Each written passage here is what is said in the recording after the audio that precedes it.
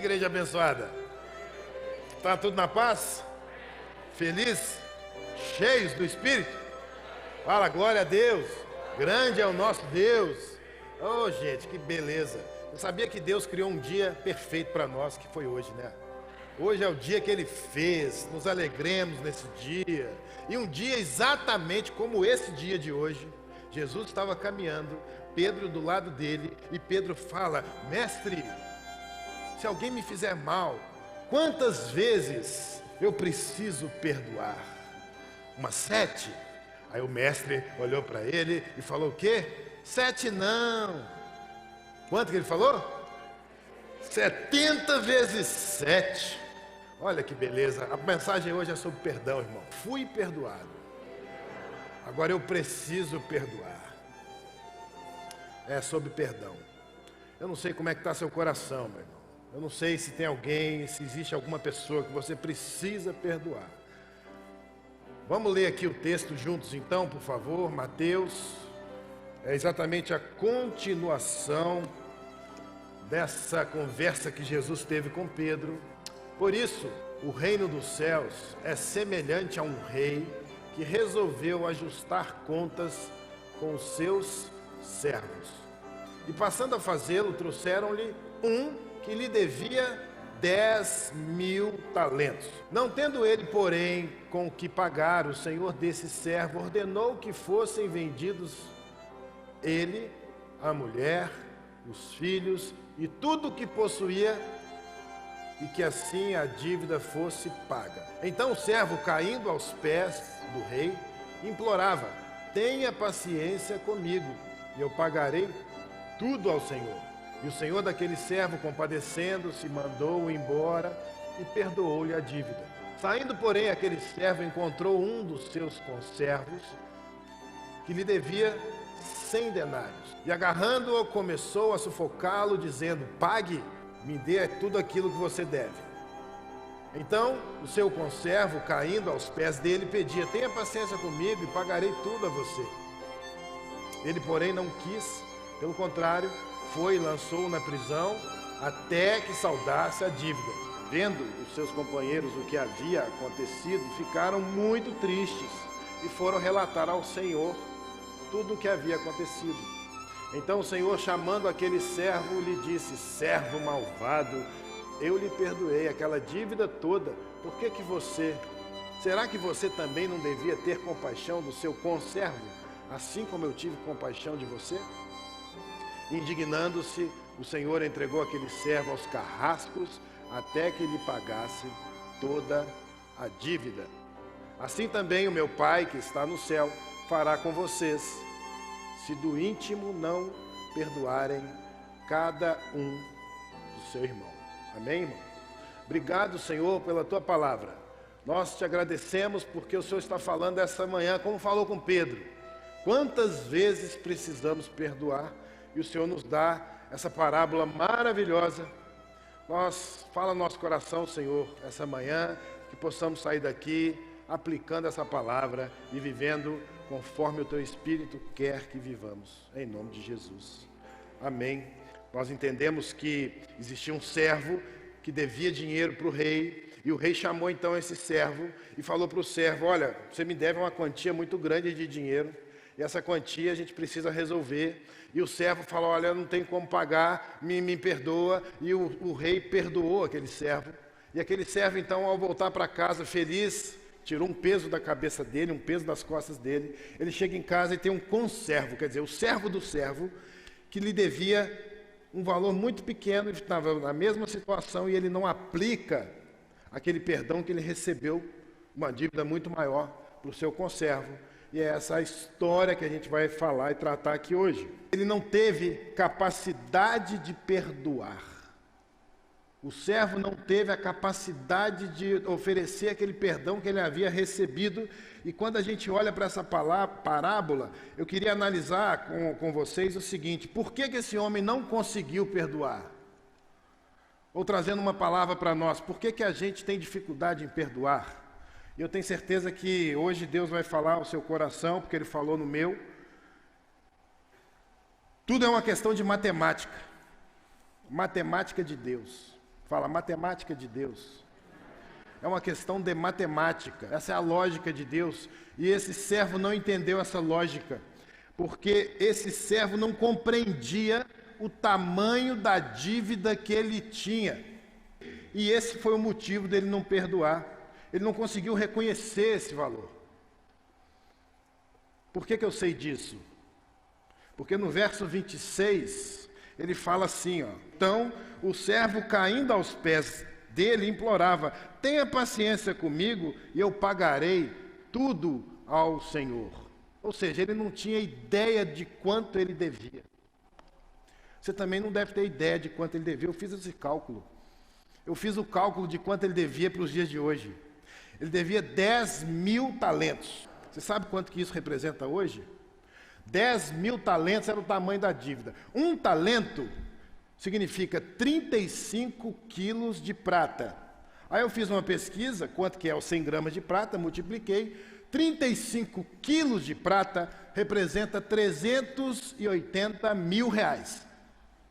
Um talento, 380 mil reais. O cara devia 10.000 talentos. É 3 bilhões e 800 milhões de reais. Você sabe o que é isso, irmão? Isso representa, são 56 milhões de dias de trabalho. Um cara que ganha 2.000 reais por mês, ele tem que trabalhar 56 milhões de dias para pagar a dívida. Você entendeu o tamanho da dívida? O servo falou: não, eu vou pagar. Claro que Jesus está usando aqui uma hipérbole. Hipérbole é um exagero. Ele está falando uma história exagerada, porque é uma parábola. Mas tem um fundo de verdade aqui.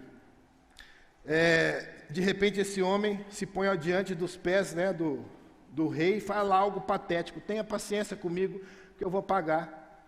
Você acha que ele tinha condição de pagar essa dívida? Você acha que nós teríamos condições de pagar essa dívida? Claro que é uma história exagerada. Como que alguém adquire uma dívida de 3 bilhões de reais numa vida? Mas essa era a dívida que o cara tinha. Então, quando a gente vai crescendo na vida cristã, olha isso, é muito importante. Isso, Deus falou comigo assim de uma forma tão linda. A gente não cresce só em santidade, mas a gente cresce também na capacidade de reconhecer a dívida que a gente tem. Olha, isso é muito lindo. A gente deve crescer nessa capacidade. E quando mais maduros a gente é, ou nós nos tornamos, mais nós entendemos a dívida que a gente tinha. Isso é maturidade. E eu vou trazer aqui um exemplo de Paulo. É muito lindo quando Deus vai falando com a gente. E do nada apareceu isso para mim, eu fui pesquisar, né? Humildade de Paulo, porque Paulo reconhecia a dívida que ele tinha. Me veio 3 textos.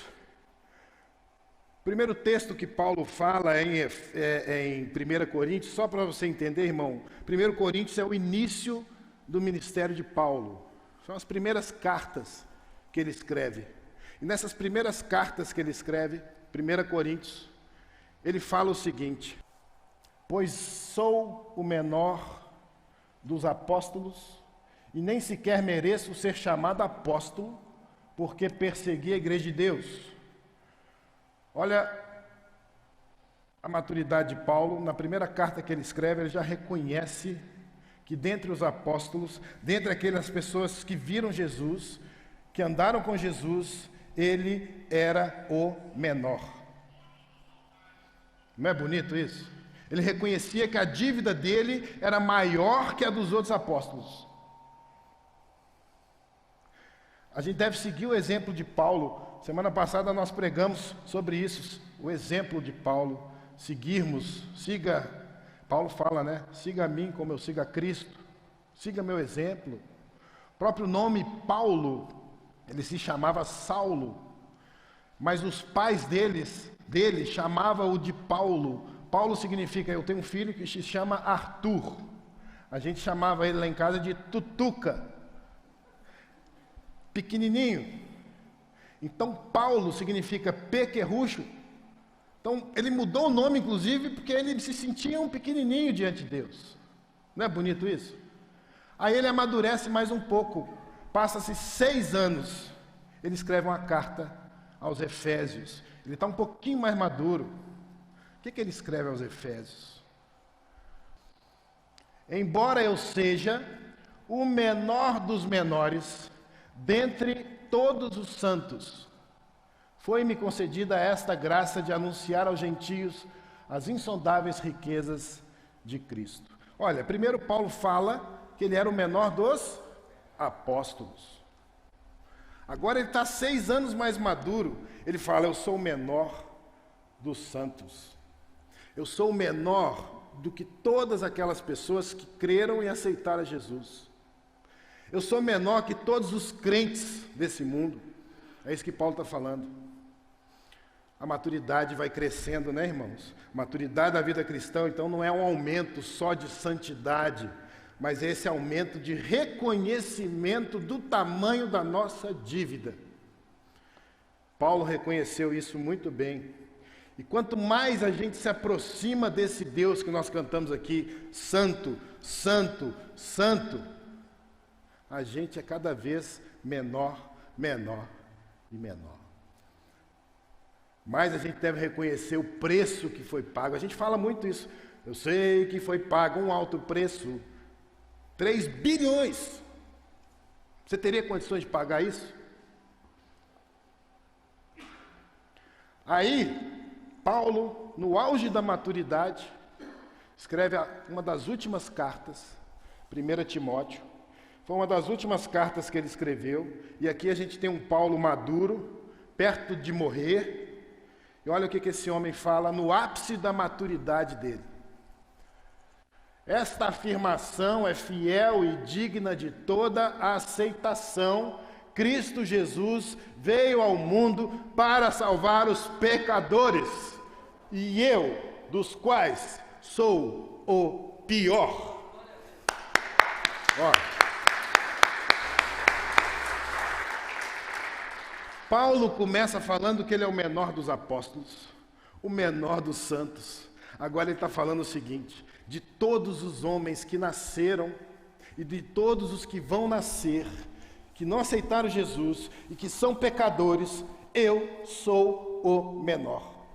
Eu sou o cara que a dívida é maior.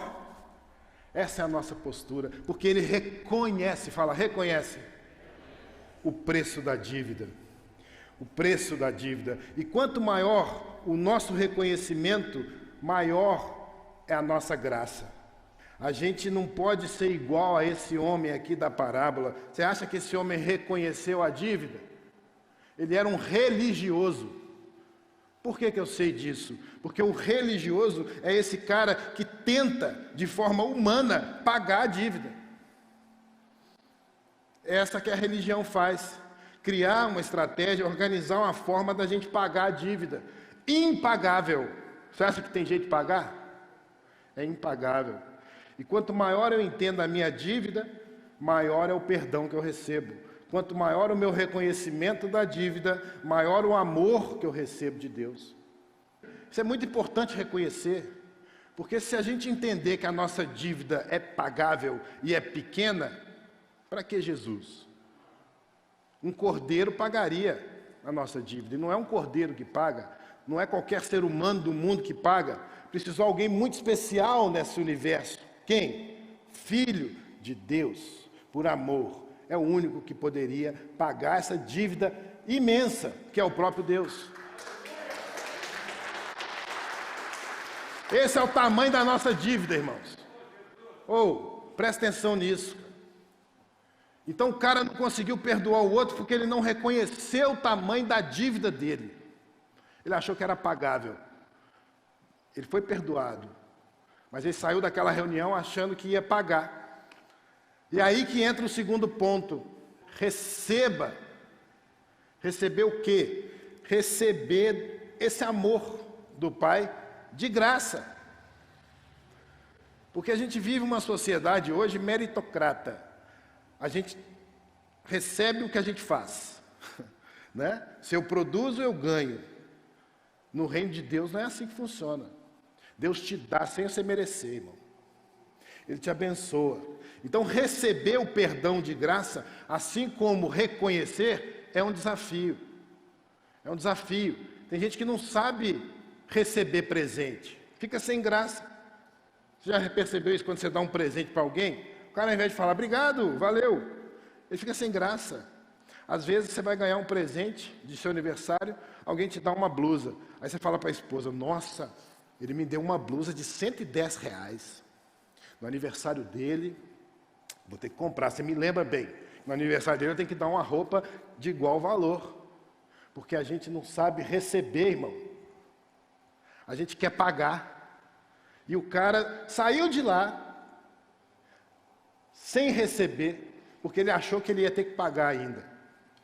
Então ele olhou, Deus olhou para o nosso coração e olhou para nós com compaixão e disse, vai, está perdoado, irmão, vai viver sua vida. E é desafiador receber, porque imagina você, por exemplo, está devendo uma grana para alguém, você está devendo aí R$1.000 para uma pessoa, aí essa pessoa chega para você e fala, está liberado, não precisa pagar mais não.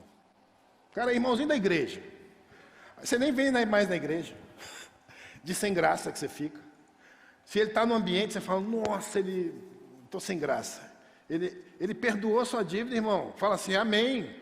Só que a gente não recebe, a gente tem dificuldade de entender isso. Isso é amor, é um reino doido. O reino de Deus é um reino doido, é um reino invertido. O ladrão naquela cruz ali foi salvo naquele momento, cara. Se fosse a gente, ia falar, morre desgraça. Você só fez coisa ruim na vida, mas Deus salvou o cara ali. Receba, irmão.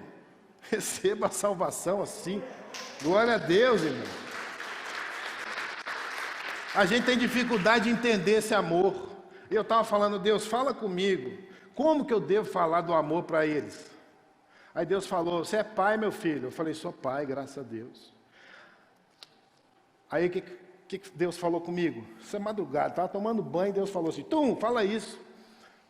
Eu tenho 2 filhos, Johan e o Arthur. E eu amo demais esses meninos. Quem tem filho aqui? Vocês amam seus filhos, né? É um amor assim que você não consegue explicar. É um amor que os caras nasceram, você já ama. Se eles estão doentes, eu oro a Deus e falo, Deus, tira a dor dele e passa para mim, de tanto amor que a gente tem. Se eles estão com algum problema, eu sou capaz de tirar um coração, um braço meu, sou capaz de morrer por eles. Está entendendo meu amor pelos meus filhos? Eu morro por eles. Aí eu te pergunto, o que eles me deram? Nada, até hoje. Presente eu que pago. Eles até me dão um presente, mas eu que pago o meu cartão. Eu amo demais esses caras. O que eles me deram? Nada. O que eles me deram? A chance de eu amá-los. Entendeu? Eles permitirem que eu os amo já é o pagamento suficiente, combustível para o meu amor. E é assim que Deus fala. O combustível do amor de Deus é o próprio amor. Você existir, Deus já te ama. É isso. Meus filhos existem, eu amo eles. Eu amo eles. A criança é isso. A criança sabe receber. Por isso que Jesus falou, se você não receber o reino como uma criança, você não entrará nele. Por quê? Porque a criança sabe receber presente. Você acha que a criança vai chegar para mim, pai, vou te pagar todas as bolinhas de gude que você me deu? Ele vai pegar o presente e vai brincar. É assim. Terceiro ponto, para a gente terminar. Repita. O Evangelho não para no amor que Deus te deu. Ele continua na sua vida. Com o outro. Tá bom? Por que esse homem, então, não teve capacidade de perdoar? Você já sabe a resposta. Por quê? Porque ele não reconheceu, porque ele não recebeu, assim ele não pôde replicar. Por que você não perdoa alguém que te magoou? Gente, a sua dívida para com Deus era enorme. Por que você não perdoa aquele que te chamou de chata, de boba, que falou qualquer coisa? Diante da cruz, irmãos, isso é o quê? Centavos. E eu vou terminar falando o seguinte aqui. Salmo 95. Se hoje vocês ouviram a voz do Espírito, não endureçam o coração de vocês. Que o Senhor te abençoe, irmão.